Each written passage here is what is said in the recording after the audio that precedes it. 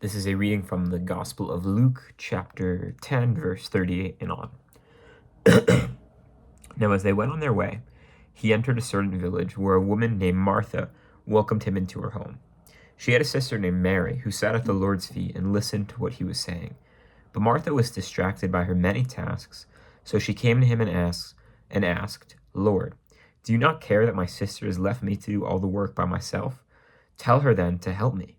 But the Lord answered her, "Martha, Martha, you are worried and distracted by many things.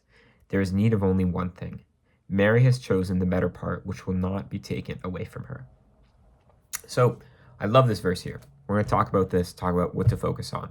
So at a first glance, it's kind of simple. Like if you read it for the first time, whatever, you just hear the end part. There's need of only one thing. Mary's chosen the better part, which will not be taken from her. Mary is focused on God. She's serving Jesus. Martha is running around chaotically around the household, not serving Christ.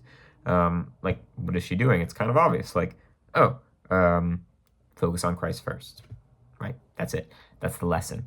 And, well, that is definitely, like, a lesson to pull from this.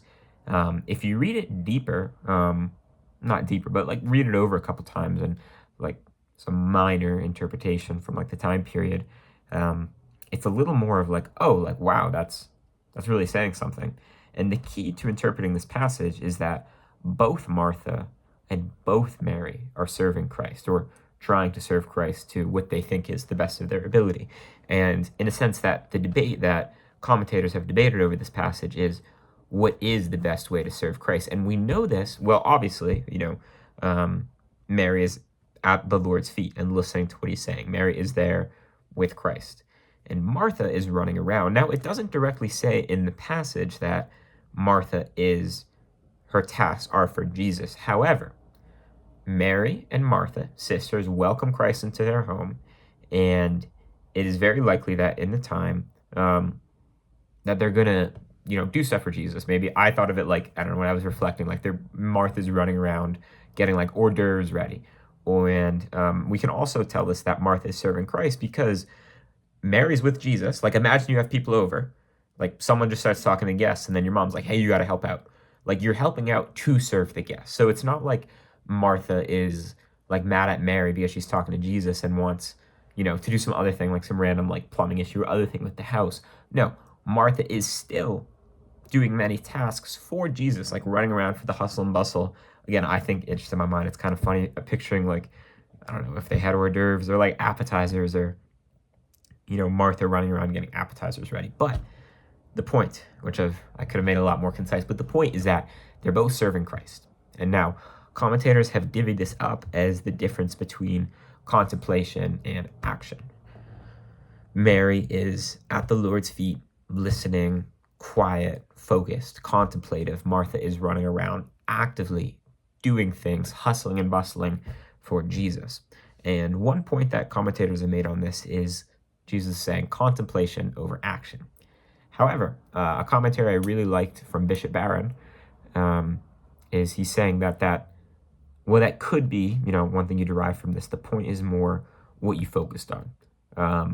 The main problem, he was saying, Bishop Barron, was not that of what Martha is doing, but more so that she is uncentered and unfocused and kind of not keeping Christ in the center.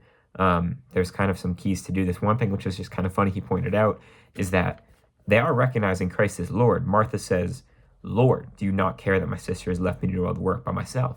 And then the next line, she's bossing Jesus around, which is just kind of funny to think about. Like, she recognizes Lord, and the next sentence, "Tell her then to help me." She's like, "Jesus, like, what are you doing? Like, get this lady to work so we can help serve you,"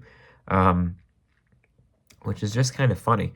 But if we imagine what Bishop Barron was saying, if we imagine if the roles were switched, but still with the same personalities, if Martha is sitting with Jesus and Mary's running around, Martha would still be, like, her mind would be hustling, bustling, not like being able to focus on the Lord, even if what she was doing was sitting with the Lord, where we could imagine Mary, who is able to sit and quiet her mind and focus and listen to the Lord. If Mary was doing these tasks, it would be a lot more focused and calm and more, directed towards Jesus, if you will. So Bishop Barron is saying that it's not exactly, as with many things, it's not what they're doing. As we know in the gospel too, it's not what comes in that defiles someone, it's what comes out. For here, and for like the Sermon on the Mount, it's the attitude. It's not exactly the act, but the attitude. And that is where we should focus. And the attitude calling here is to keep our minds focused on the one necessary thing. My translation needs there's need of only one thing in verse 42, but another translation, which is beautiful, says the one necessary thing. And that is what we should focus on. So again, I really like this interpretation from Barron, where it's not necessarily a debate between contemplation and action, but more a call to always be focused and living out our life, regardless of what it is, with this one necessary thing in mind. And a very practical way we should be doing this is how our life stems from our prayer. Or not our life stems from, we're not born from prayer. Our life, like how we are, who we are as people, everything should stem and be rooted in, a deep prayer life. And that should be, I guess, the priority of our day. And for me, this is very simple, like doing this, where trying to put the Bible, prayer, the rosary, mass, whatever it may be, whatever your particular devotions are, first in the day. And I didn't really do this for the longest time, as I was like, oh, it doesn't really matter. Like, as long as I do it, it's not the end of the world. But I realized, like, whether consciously or not, we all kind of build our days around what is most important to us. And for me, this has been, studying for school, in the past playing video games, like waking up, going to my Xbox, going to the gym, lifting, trying to eat like the perfect pre and post workout meal, and then doing the Bible. But I realized that it really does matter the order of your day and what you put first, is that kind of can spring you off, tell you like what you should be not focused on, just set you in like the right mindset for your day going forward. One kind of piece of secular advice which really hammers on this point, which I really like, is from Jocko Willink, where he said that we should always focus on our big long-term goals before short, more like to-do stuff. And this can seem counterintuitive because, let's say, I don't know, something like reading the Bible in a year, or the Bible in a year podcast, or something like that. That's your goal. That's a long-term goal. You also have stuff to do. Like, I'm in college, I'm a college student, I got stuff to do.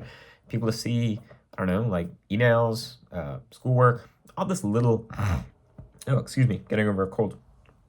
All these little, like, I call them to-dos, like secretary, bureaucracy, like annoying stuff, taxes, whatever. This stuff has to get done every day. And it's very tempting to be like, oh, like, I have to read the Bible in a year, but I have to do this today. So I'm going to do this first. But what happens is, if we kind of focus on like these nitty-gritty, these many little things, we often end up doing the big thing, if we do it at all, much later in our day and much less focused. And it is very important to, hammer away at the big thing, the one necessary thing, what matters first and foremost, keeping that as a priority in our day, in our daily lives. And by doing this, or in a way, like a mindset to help do this, is realizing like there's always going to be little things to do. There's always going to be homework. There's always going to be this stuff. And the Bible is like our main priority, or the Bible, faith, religion, prayer, whatever your devotion specifically may be. But we need to put that first. Because it's so easy to get swept up in the day and all the little things to do, but realizing the one necessary thing and keeping our minds, and more so our day and our routines, also focused on this, is what we're called to do as Christians. Oh, my voice cracked. Is what we're called to do as Christians. And yeah, I really found this in my life, where if I would put, the Bible, like, I'm going to read the Bible today, or I'm going to pray a rosary today, something like that. And then it's like, oh shoot, like, dude, today I have 3 assignments, email, whatever, stuff like this. It's like 5, and you're like, oh, I can't really focus. I got to go to the gym and then go get dinner. Oh, I'm tired. I want to see this friend, yada, yada. And the day kind of gets the best of you. But if we put these minor tasks later in our day and start our day with what matters, that one true thing, it sets up our day beautifully, and we get it done. We get the big task done. So again, this beautiful passage here of Martha and Mary, There's need of only one thing. Mary has chosen the better part, which will not be taken from her. Again, the Bible isn't, it never says that there is no like full point of these worldly desires, not desires, worries, worldly worries, like in the Sermon on the Mount. Don't worry about what you shall eat, what you shall clothe, your heavenly Father will provide for you.